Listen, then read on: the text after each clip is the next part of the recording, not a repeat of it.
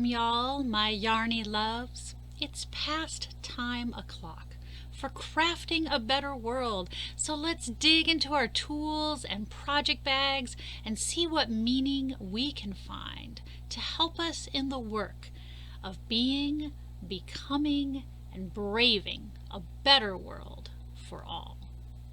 Hello, we're still in a pandemic over here. So stay home and knit two together. Knit two together. It means to combine two stitches into one stitch.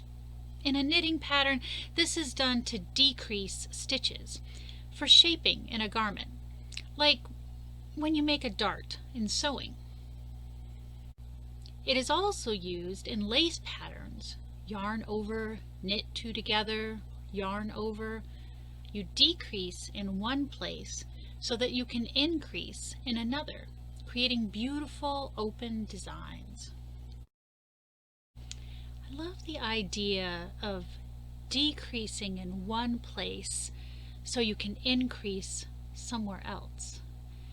That speaks to me as a white, cisgendered, straight human living in this moment, learning to be a better ally and leaning in to what it might mean to be a true accomplice to all my human siblings. How can I decrease so that someone else can increase? Maybe I can center my need, my interest less, and lift up Black and Brown and LGBTQ plus voices more. Maybe I can learn to take up less space so that someone else can expand theirs. Maybe I don't need X, Y, or Z and can instead share more resources with grassroots groups and leaders on the ground doing the work. There are all kinds of ways that I can explore decreasing so that others can increase. It doesn't make me less important. It just helps me shape the world to look more like a place that I actually want to live. Being knitted together also makes me think of community and connection. Knit two stitches together and they become one. Knitted together as a metaphor doesn't mean I am lost in you and you in me. This image seems most applicable when thinking about marriage relationships. Now, which can be a little tricky because heteronormative ideas of marriage have been steeped in patriarchy.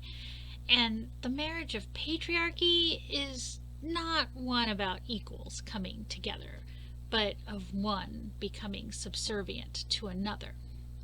And this is why, to me, the fight for marriage equality was all of our fight, because it made us as a culture rethink the meaning of marriage. I mean, for many of us, it had long ago moved away from being about progeny and property, but that obviously wasn't true for those who fought tooth and nail in the courts to keep marriage equality from happening. Supposedly, the threat they saw was a redefining of marriage as not being about progeny. Justice Ginsburg, she wanted to know if two 70-year-olds got married who obviously couldn't have children, would their marriage then not be true? This question, of course, really made the defenders of traditional marriage stumble and further reveal the flaws in their arguments. Knit my need and your need together, and both our needs should be met. Not yours over mine or mine over yours, but knitted together, we see our mutual interest. That's what marriage should be about. That's what equitable relationships and community should be about.